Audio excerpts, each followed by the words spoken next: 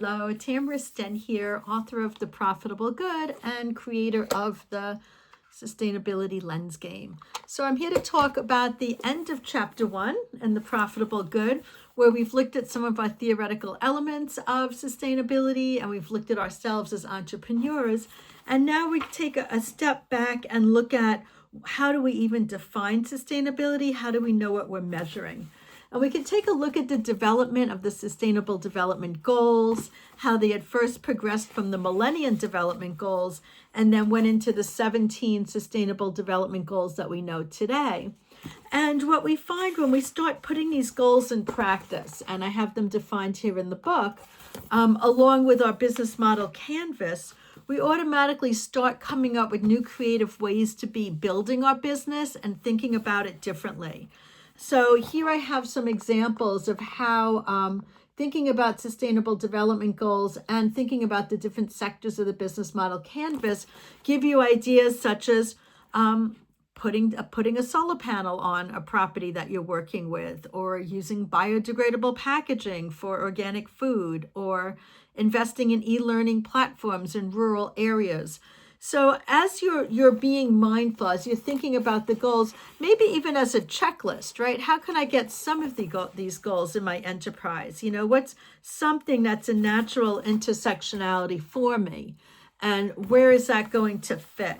So it makes us take an extra step. This is an example of my business model canvas that we use for a lemonade stand in my card game.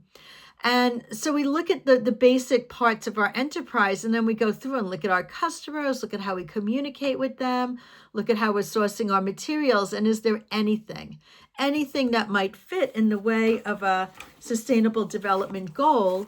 And even if we only have maybe 2 or 3 goals that are impacted by our business, that's 2 or 3 goals that we've now engaged with.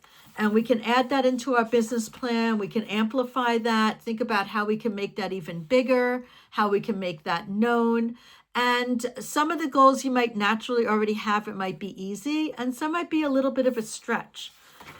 So at the end of the chapter, we have practical exercises, again, where you can be building your own business, building your own enterprise, step by step, applying these ideas to it, seeing what it looks like. There's examples that really help bring you along.